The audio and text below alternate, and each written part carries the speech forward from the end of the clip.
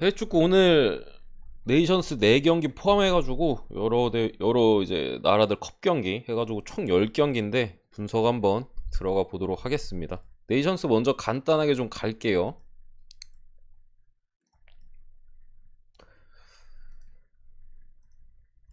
네이션스 기본적으로 3위 이제 뭐 마지막 경기들이 많이 이루어지잖아요. 조별에서 3위호도 진출 가능성이 있습니다. 특히나 꽤나 높아요. 3위 자리에 이제 6개 조의 3위 3위 팀들이 6팀이잖아요. 무려 4팀이나 올라갑니다. 3위 팀들끼리 이제 기본적으로 승점을 보고 뭐 동료 근데 사실 6개 팀 중에 4팀이다 보니까 승점에서 아마 갈릴 확률이 높아요. 뭐 4점 정도 얻으면은 좀 그래도 기대해 볼 수 있겠고 3점 그 밑으로는 좀 힘들어 보이는데 어쨌든 4팀이나 추가로 올라갈 수 있는 가능성이 있고 사실 네이션스 라인업이나 이런 것들이 좀 크게 의미가 없어 보입니다. 특히나 이런 마지막 매치에서 요 경기는요 일단 뭔가 좀 재밌는 점이라고 해야 되나? 뭔가 가뜩이나 이제 네이션스 컵 자체가 심판에 대한 이슈가 좀 있잖아요. 꽤나 많잖아요. 이게 올 여자 심판진이에요. 이 경기가 갑자기 이렇게 배정을 받았어요. 이 경기에서 제가 아직까지 축구 보면서 올 여자 심판진은 딱히 본 기억이 없는데 이 경기에 뭐 아프리카 최초인가 해가지고 여자 올 심판진이 배정을 받았습니다. 좀 뭐 이런 상황이고 사실 기니 같은 경우에도 사실 무망해도 돼요. 이 경기에서 물론 이기면은 이제 뭐 1위 자리가 확정이 되고 뭐 그런 상황은 있는데 무망해도 일단은 진출이 유력한 상황이다. 사실 뭐 패배를 한다고 하더라도 3위 자리로 가서 뭐 진출을 할 수도 있는 부분이 있고 어쨌든 뭐 기니가 진다고 보지는 않는데 이점은 좀 언더를 기본적으로 먼저 봅니다. 기니가 안정적인 경기를 좀 하지 않을까 싶고 좀 1대0 내지 한 0대0 뭐 요정도 스코어가 나오지 않을까 싶어요. 굳이 보면은 그래도 기니 승 굳이 보면 기니 승 쪽 보고 넘어갈게요.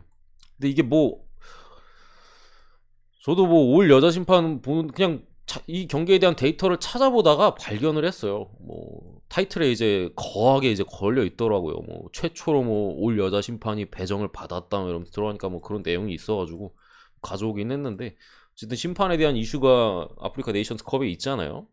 뭔가 좀 쎄한 것까지는 잘 모르겠어요. 이게 어떻게 받아들여야 될지 좀 잘 모르겠는데 아무튼 뭐 그런 이슈가 있다. 뭐이 정도만 좀 그래도 재미로 한번 보시면 될 것 같고요. 말라위 대 세네갈 일단은 세네갈 쪽에는 그래도 복귀자가 있어요. 뭐 그동안 이제 코로나 뭐 관련해가지고 개나 발로토레 이런 애들이 이제 좀 못 나섰잖아요. 두 번째 경기 해가지고 쿨리발리 맨디도 그렇고 이런 선수들이 이제 오늘 경기 출전이 좀 가능해 보입니다.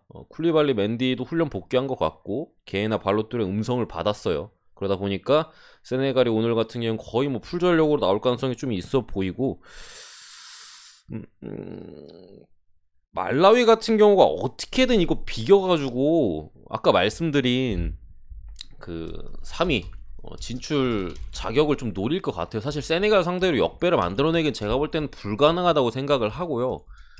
어쨌든 말라위가 3위 자리가 유력한 상황에서 진출을 하려면은 물을 캐야 돼요. 묵해가지고 1승 1무 1패 만들어서 그 6개 팀 중에 4개 3위 자리로 올라가는 그거를 한번 노려봐야 되지 않을까 싶은데 그러다 보니까 상당히 좀 수비적으로 어떻게 0대0으로 끌거나 어떻게 한 골 봐가지고 1대0으로 갈 가능성이 높다고 생각을 합니다. 역시나 이 점이 좀 언더를 보고요. 세네갈 역시도 특별히 이 경기 학살할 필요는 없어요. 그냥 뭐 승리만 따내도 됩니다. 사실 무승부만 캐도 세네갈 역시도 진출 확정으로 보이고 어쨌든 근데 돌아오는 선수들이 있고 여러 가지 감안했을 때 그래도 이기긴 할 것 같다라고 보긴 하는데 무망해도 이게 양 팀 다 진출 가능성이 충분해가지고 세네갈은 뭐 묵해면 그냥 올라가는 거고 말라위 같은 경우에도 이게 3위 그 진출 자리가 있어가지고 이게 또 아프리카 대회다 보니까 잘 모르겠어요. 서로 이제 그 직업의식을 갖춘 프로페셔널하게 승부를 볼지 아니면 이게 암묵적으로 완전 저득점으로 가가지고 끝날지 뭐 그런 좀 불안함은 있는데 어쨌든 저도 어쨌든 이렇게 봅니다. 굳이 보면 언더가 좀 더 나아 보이긴 합니다. 가봉 대 모로코, 그나마 이제 강팀 중에서 뭐 알제리 이런 팀들이 똥을 싸고 있는 와중에 모로코만이 좀 확실하게 이제 뭐 2승 잡고, 가나 상대로도 이제 고배당에서 승리를 거두고, 코모로 상대로도 마인을 해주고 뭐 그런 상황인데, 어쨌든 모로코도 요 경기 크게 힘을 쓸 필요는 없어요. 사실 무만캐도 어차피 1위입니다. 1위는 뭐 거의 확정이고, 그런 상황에서 가봉 역시도 이거 묵해면은 올라가거든요. 뭐 패배를 한다 하면은 가나와의 좀 그런 걸 봐야겠고, 가나가 승리를 따냈을 때는 뭐 그런 상황이 오는데, 가봉도 이게 어찌됐든 간에 만약에 실점을 한다 하더라도 무승부를 켜려고 엄청나게 올라올 것 같지가 않아요. 제 생각에는 1대0으로 저도 이게 그 3위 그 진출 자격으로 올라갈 가능성이 있거든요. 오히려 무리하게 올라갔다가 모로코한테 한두 골 더 쳐놓고 이제 골득실이 안 좋아지고 하면은 또 불리해질 수 있기 때문에 기본적으로 요것도 언더 쪽 보고요. 승패는 저는 패스를 하도록 하겠습니다. 모로코가 딱 놀기 좋은 사이즈긴 해요. 사실 놀기 좋은 사이즈여가지고 물론 패배할 걸로 보진 않지만 무구가 뜰 수도 좀 있을 것 같은 경기 중에 하나입니다. 배당도 높잖아요. 이거 좀 세하거든요. 1.64. 그래서 이 경기는 뭐 재미로 무 찍는 것도 저는 나쁘지는 않다고 좀 생각을 하고, 어쨌든 언더 쪽의 가능성이 높다고 생각을 합니다.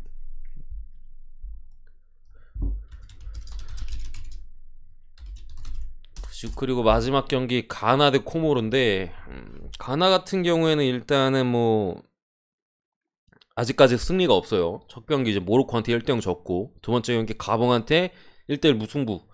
이 경기를 못 이기면 떨어집니다. 못 이기면 무조건 탈락이에요.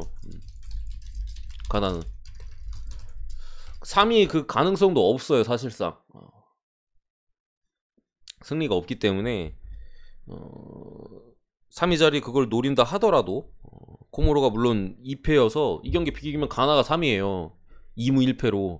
근데 가능성이 아예 떨어진다. 그렇기 때문에 무조건 이겨야 되는 상황이어서 저는 뭐 일단은 가나의 승은 보는데, 이걸 그래도 뭐 마인 뭐 이렇게 보시는 분들도 계실 것 같은데, 가나가 근데 사실 앞선에서 공격력은 많이 떨어져요. 가나 경우 제가 맨날 말씀드리는데 중앙은 괜찮거든요. 근데 최전방이 너무 약해요. 경기를 보더라도 특별히 뭐 중앙에서는 뭐 그래도 파티나 바바나 이런 애들이 좀 그래도 어느 정도 중심은 잡아주고 있는데, 확실히 앞선에서 무게감은 좀 떨어지고, 마인은 저는 잘 모르겠긴 합니다. 그래도 굳이 보라면 뭐 마인을 보긴 하는데, 제 생각에 솔직히 배팅할 만한 사이즈는 아닌 것 같다는 생각이 들어요. 요거는 찍어볼 만한 것 같긴 한데, 그냥 똥배 하나 보너스 배당 껴가는 느낌으로 가나 마인은 조금 그렇지 않을까 싶기도 하고, 저는 안 갑니다. 기본적으로 이 경기 안 가는데, 혹시나 떨어질 수도 있을 것 같아요. 제 생각에 진짜로 비껴가지고. 가나 선수들 전체적으로 이게 네이션스 컵에 대한 큰 의지가 있어 보이지가 않아요. 오히려 이제 소속팀에 복귀해가지고 뭐 토마스 파티나 뭐 이런 선수들 같은 경우 아스날 이제 4위 경쟁 시게 하고 있잖아요. 그런 부분이 있고, 바바 같은 경우에도 스페인으로 빨리 돌아가서 팀에 좀 힘이 되는 게 나아 보이고, 전체적으로 선수들 뛰는 걸 봤을 때 크게 뭐 열정이나 이런 것도 느껴지지도 않고, 뭐 그런 것 때문에 솔직히 조금 쎄한 부분이 있다. 결국에 알제리가 터진 마당에 한 팀 더 터질 수도 있잖아요. 그런 상황에서 조금 리스크는 좀 있어 보입니다. 똥배치고 그렇게 좋아 보이진 않아요. 제 생각에 똥배치고 배당값은 못하는 경기다. 근데 어쨌든 간 현재 상황이나 여러가지 놓고 보면 이기지 않을까 싶긴 한데, 저는 안 갑니다. 자, 이제 근본 없는 근본은 있나, 사실 아프리카에서 근본 있는 대회긴 하죠. 어쨌든 네이션스를 끝냈고요. 이제 또 사실 근본은 계속 없어요. 컵 대회들이 줄줄이 이제 이어지기 때문에 그런 상황인데, 경신님 안녕하세요. 5번째 경기 라치오 대 우디네세 한번 볼게요. 요 경기 같은 경우에는 기본적으로 결장자를 한번 먼저 볼게요. 요건 컵 대회입니다. 제가 뭐 데이터 자체는 이게 리그 데이터를 가져왔어요. 근데 대회는 컵 대회. 컵 대회고, 결장자 쪽 보면은 라치오는 페드로, 미드필더 쪽에 바시치나 수비 쪽에 뭐 라두, 악프로가 이제 차출이죠. 여기 이제 또 수비 쪽에 아체르비 이런 선수들이 좀 빠져 있고, 우디네세 같은 경우에는 몰리나, 그리고 실베스트리, 그리고 앞선에서 상당히 좋은 로베르토 페레이라 아쉽죠. 빠져 있고, 뭐 라슨 뭐 이런 선수들 빠져 있는데 베카 이런 선수들은 복귀합니다, 수비 쪽에. 근데 어쨌든 우디네세는 지금 사미르 수비 쪽에 이제 주전이었던 자원이 와포드였나? 갑자기 가물가물하네. 와포드로 이적을 했어요. 그래서 좀 비어있는 상황에서 그나마 베카오가 돌아오는 점은 긍정적인데, 지금 제가 이 자료를 왜 가져왔냐면은, 이거 컵대잖아요. 우디네세는 지금 어쨌든 간 리그에 좀 신경을 써야 돼요. 특히나 뭐 로베르토 페레라도 없고 전력적인 좀 누수가 있어요. 몰리나도 지금 빠져있고 핵심. 그렇기 때문에 다음 경기 제노아거든요. 무조건 잡아야 돼요. 무조건 잡아야 되는 상황에서 오늘 경기 라인업 쪽으로 저는 결국에 이제 뭐 우디네세의 뭐 핵심이라 하면은 공격적으로 이제 베토라던가 뭐 데울로페우 뭐 이런 선수들이 있잖아요. 로베르토 페레레가 빠진 상황에서 벤치에 앉을 가능성도 충분히 있다고 생각을 합니다. 라치오의 이제 사리 감독 같은 경우에는 기본적으로 라인업 변동을 좋아하지 않는 감독이에요. 감독의 뭐 단점이라면 단점이고 배터 입장에서는 장점이라면 장점일 수 있기, 라인업 변동이 크지가 않아요. 항상 일정된 라인업을 들고 오는 편이고, 오늘도 라치오의 이 베스트 11 라인업은 크게 변동이 없을 걸로 제가 볼 땐 보이거든요. 뭐 페드로 이런 애들 빠지고 그런 부분은 뭐 감안할 수 있겠으나, 앞선에 제 생각에 임모빌레 아니면은 뭐 펠리페 안데르송, 뭐 루이스 알베르토, 밀린코비치, 사비치 뭐 이런 애들 다 나올 가능성이 좀 높아 보인다. 특히나 뭐 우디네세가 지금 당장 리그에 신경을 써야 되고 그런 상황에서 주전들이 조금은 로테이션 돌아갈 가능성도 있고, 물론 라치오도 4일 뒤에 아탈란타예요. 아탈란타인데 어쨌든 그 사리 감독의 성향상 제 생각에는 주전 라인업 좀 가동되지 않을까 싶기도 하고, 특히나 이게 컵 대회가 코파 아메리카 대회 자체가 이변이 크게 많이 나는 대회는 사실 아니에요. 물론 지난번에 AC 밀란이 무승부를 제노아 상대로 띄우면서 연장 끝에 뭐 3대1로 잡으면서 올라가긴 했지만, 진출팀 자체로는 사실 크게 이변이 많이 나진 않아요. 특히 16강 정도, 요 정도 사이즈에서는. 그래서 요거는 진출 자체는 라치오가 한다고 보고요. 2.5좀 오버까지 봅니다. 2대1 정도 보고 라치오가 올라간다고 저는 봅니다. 터지면 사실 뭐 무승부의 가능성도 있긴 한데, 그래도 우디네세가 어쨌든 제노아 경기에 조금 더 신경을 쓰지 않을까 싶기도 하고, 뭐 해외 쪽에서도 그렇게 보는 쪽이 조금 많긴 해요. 뭐 앞선에 푸세토 뭐 이런 애들이 좀 나올 거고, 미드필더 쪽에서도 야얄로 요런 좀 벤치 자원들이 좀 나오지 않을까 하는 게 뭐 제 생각인데, 라인업을 좀 보고 배팅하고 싶긴 한데 그 부분에서 좀 아쉽긴 하다 정도로 보입니다. 두 번째 경기 베티스 대 알라베스. 이거는 근데 이 배당을 왜 이렇게 짜게 받았죠? 이거는 제 그냥 베터 입장에서 이딴 경기 1.3 몇 주면 저는 배팅을 안 합니다. 웬만하면 좋아 보여도 잘 안 가요. 왜냐면 베티스 같은 경우에는 그 세비야 관련 이슈 해가지고 45분 뛰고 뭐 갑자기 연기돼가지고 또 45분 뛰고 지금 선수들의 리듬도 좀 망가져 있는 상태고, 알라베스 같은 경우 감독 교체 위에 이제 승점을 꾸준히 따오고 있거든요. 수비 쪽에 실점도 많이 줄어들어 있고, 그런 상황에서 이 배당적인 메리트는 사실 크게 있다고 보진 않아요. 배당적인 메리트는 없는 경기라고 보는데, 전력적으로 그래도 좀 들어가 보면은 베티스 이제 몬토야 수비 쪽에 빠져 있고, 뭐 알렉스 모레노도 저기 출전 정지로 빠집니다. 뭐 근데 여긴 좀 불투명자가 많아요. 바르트라나 뭐 아쿠쿠, 그리고 뭐 공격 쪽에 윌리안 호세 뭐 이런 선수들이 불투명하게 지금 떠 있는 상황에서, 사실 앞선에 요즘 뭐 후안미 너무 핫하잖아요. 뭐 나빌 페크리아 워낙 이제 베티스의 핵심이었고 오랫동안, 그리고 세리오 카날레스도 이런 선수들의 출전 여부는 다 출전 가능합니다. 뭐 수비 쪽에 헥토르 베에린 정도만 이제 잔부상이 좀 있는 상태에서 선발 가능성은 좀 떨어질 수도 있어 보이는데, 어쨌든 간에 베스트적으로 봤을 때는 충분히 베티스가 잡을 만한 사이즈인 건 분명한 상황이에요. 여기에 이제 알라베스가 부상자가 좀 많아요. 핵심 수비인 레예우네가 이제 출전 정지로 빠지고, 시몬 아바로 또 수비 쪽이에요. 라이트백 자원이 빠지고, 뭐 마마도 라움, 얘가 이제 차출, 차출로 또 빠지고, 존 구데티나 뭐 사울 가르시아 뭐 이런 애들도 빠져요. 여기에 추가로 수비 쪽에 빅터 라구아디아, 얘나 뭐 폰즈 요런 좀 주전들이 불투명하게 지금 떠있는 상황에서 많이 빠집니다. 또 중요한 선수들이 많이 빠져요.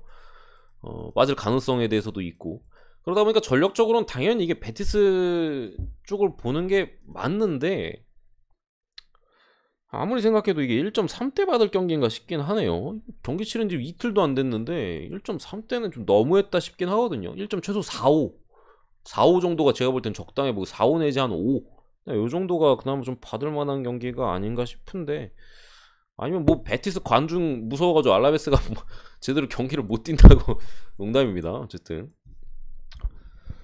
그런 상황인데, 저는 언더만 보고 넘어갈게요. 이거 사실 전력적으로는 베티스가 뭐 잡을 만한 거 맞긴 해요. 근데 좀 말씀드린 대로 배당 메리트는 전혀 없는 경기라고 생각을 하고요. 알라베스가 어쨌든 잘 비비고 있는 상황이기도 하고, 두 경기 동안 이제 감독 교체 이후에 무승부, 지지도 않고 있는 사이즈고, 베티스 같은 경우 지금 3위 포지션인데, 제 개인적인 생각에는 지금 바르셀로나가 좀 더 치고 올라오고 베티스가 순위가 가라앉을 가능성이 있거든요. 뭐 아예 떨어진다는 소리가 아니고, 지금 전력 자체가 좀 탄탄하기 때문에 조금 더 챔스권에서 내려오는 순위, 뭐 유로파권으로 좀 내려올 가능성이 있는 상황에서 이런 경기를 놓쳐야지 그런 게 보통 가능해요. 그러다 보니까 좀 쎄한 면은 분명히 있다. 전 무승부가 떠도 이상하진 않다고 생각합니다. 넘어가겠습니다. 아니 어떻게 1.3을 주고 있냐 저 경기를. 1.3대를 진짜 너무하네. 국내 우주들 절삭을 해도 좀 덜해서 이렇게 해주지, 세 번째가 아니죠. 일곱 번째 경기 이제 보움 대 마인츠인데, 이 경기도 사실 크게 뭐 전력적으로 볼 거는 없어요. 이거 컵대회입니다. 이번 경기도 컵대회, 포칼 이제 분데스리가 쪽 이제 컵대회고, 지난번에 이제 두 팀의 맞대결이 있었죠. 마인츠 홈에서 보움이 1대0으로 졌습니다. 직전 경기 바로 이 두 팀 간의 맞대결이 있었어요. 그러다 보니까 보통 요런 사이즈에서는 사실 다시 붙으면은 똑같은 팀들이 많이 이기는 사이즈는 많이 안 나오거든요. 특히나 두 팀의 순위도 비슷하고 전력도 큰 차이가 없는 경기에서 말이죠. 그런 상황에서 제 생각에는 마인츠가 로테이션을 좀 돌릴 가능성도 분명히 있다고 생각을 하고, 보험이 잠시만요. 다시 한번 보고, 제가 알기로 포칼 대회에서 주전 라인업을 좀 많이 썼던 것 같은데,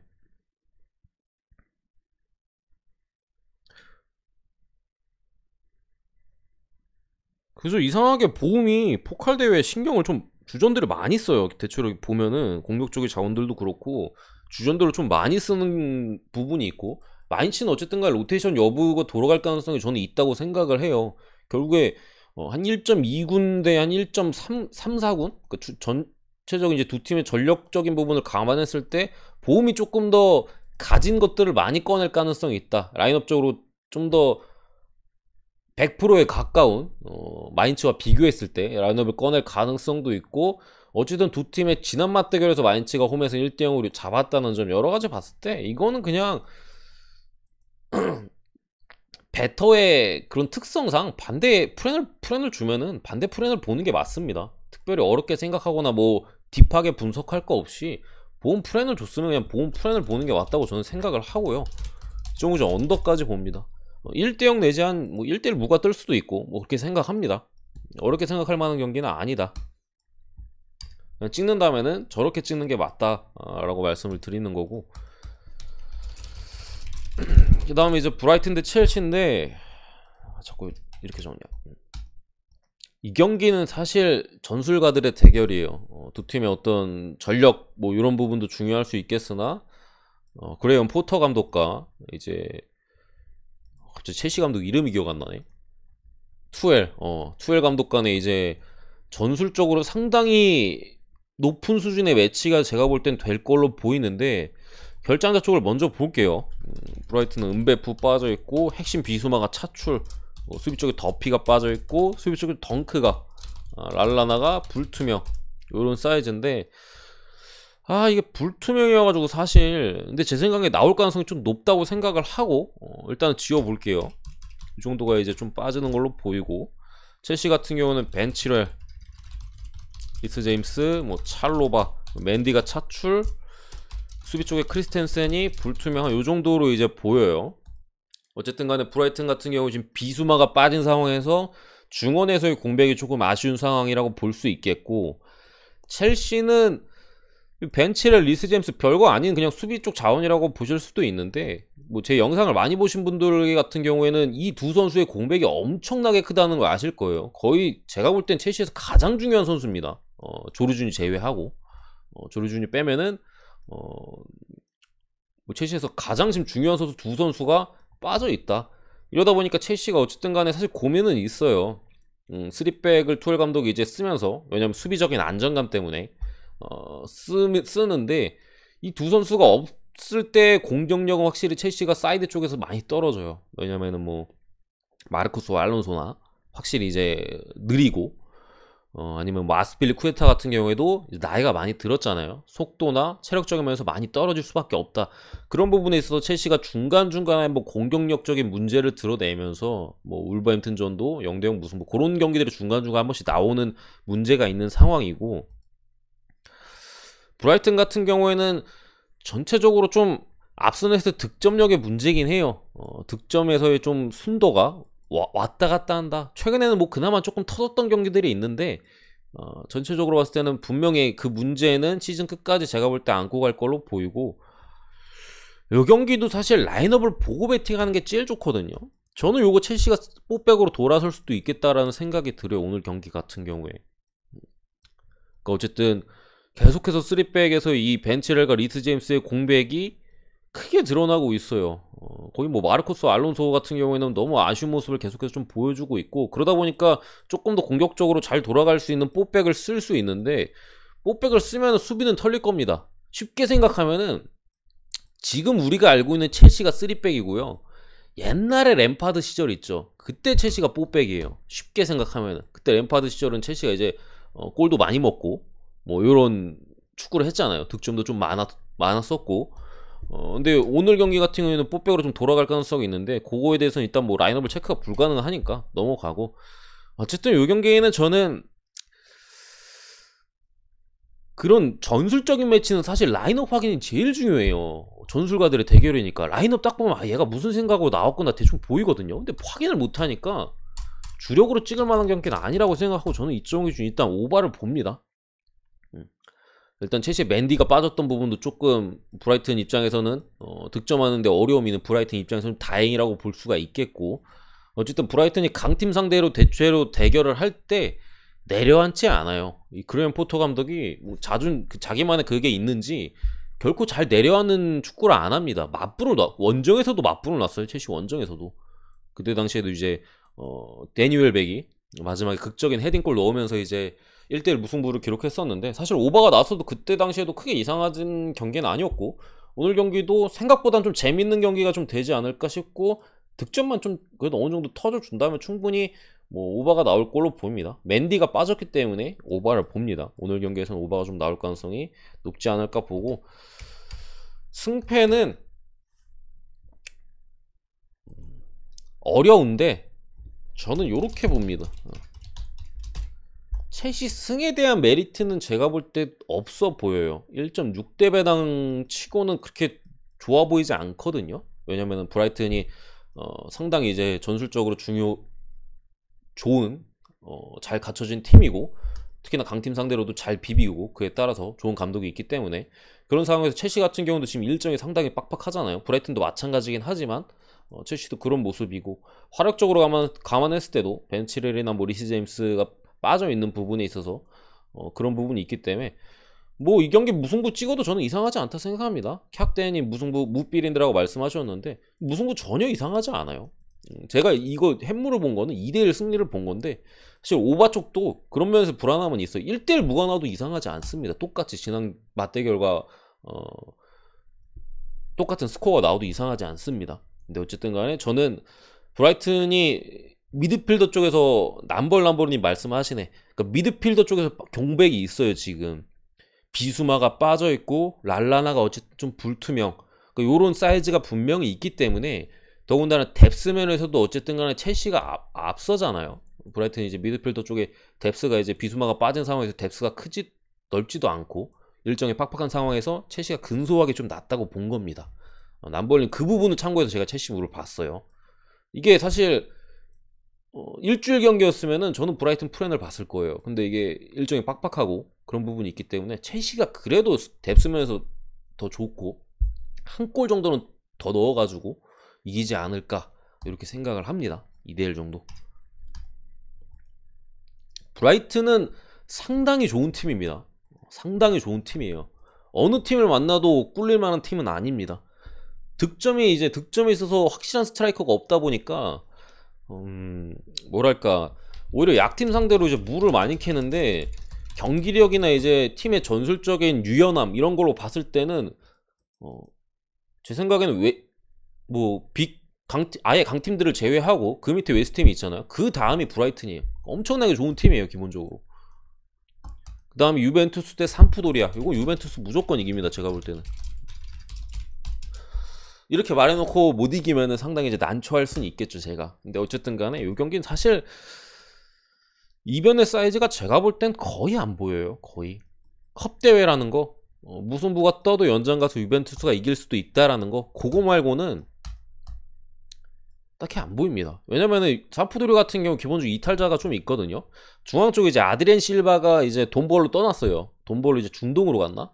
아무튼 이제 핵심 자원이 떠나다 보니까 지금 떠난 직후에 바로 죽을 쓰다가 토리노에서 이제 링콘이라는 또 수비형 미드필더 쪽에 쓸 수 있는 요런 자원을 임대로 데려왔는데 그마저도 지난 경기들을 보면은 영 경기력이 안 좋습니다. 가뜩이나 이제 경기력에 대한 기복이 올 시즌에 전체적으로 삼프도리아가 라니에리 감독을 내보낸 뒤에 있었는데 이 아드리엔 실바가 빠지고부터 더 심해졌어요. 중앙에서 확실히 잡아줄 만한 선수가 없고 그나마 앞선에 뭐 좋은 선수들이 있고 뭐 사이드 쪽에서 뭐 칸드레바 이런 좋은 자원들은 있는데 중앙에서의 무게감이 떨어져요. 중앙에서의.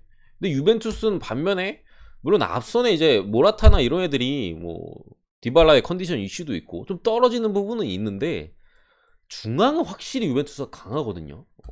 중앙은 강해요 유벤투스가. 그러니까 그러면 삼프도리아가 제가 볼 때는 반코트를 당할 가능성이 상당히 높다고 봅니다. 그 안에 실점 가능성이 있고 지금 삼프도리아의 경기력으로 유벤투스 상대로 제대로 된 역습을 펼치거나 할 가능성이 좀 많이 낮아 보여요. 그래서 저는 유벤투스 뭐 1대0 내지 2대0 그냥 뭐 가볍게 좀 이겨줄 걸로 봅니다. 마인까지도 볼게요. 어쨌든 간에 빠지는 사이즈를 보면은 유벤투스는 여전히 수비 쪽에 빠져요. 다닐로, 보누치, 키에사, 이게 램지는 뭐 이적할 것 같긴 한데 어쨌든 키에사 정도가 앞선에 빠지는 게 좀 아쉬울 수 있겠고요. 삼프도리아는 아우데로, 뭐 요시다, 콜리, 베레, 담스고르 이 수비와 미드필더 쪽에 선수들이 많이 빠져요.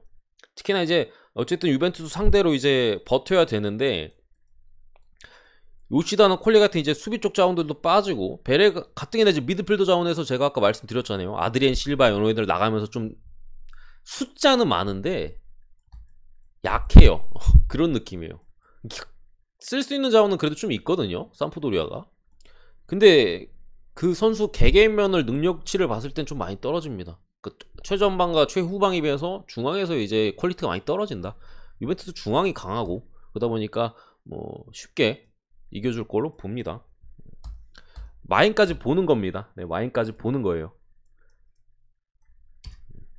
어쨌든 요렇게 보고요. 마지막 경기 카디스 대 에스파뇰인데 이 경기는 전형적으로 이제 그런 말을 하잖아요. 묻고 치워라. 그런 경기 중에 사실 하나긴 해요. 진짜 뭐 딱 봤을 때 그냥 묻고 치우는 게 맞는 경기긴 합니다. 근데 어쨌든 간에 보면은 두 팀 맞대결에서 무가 잘 안 떠요.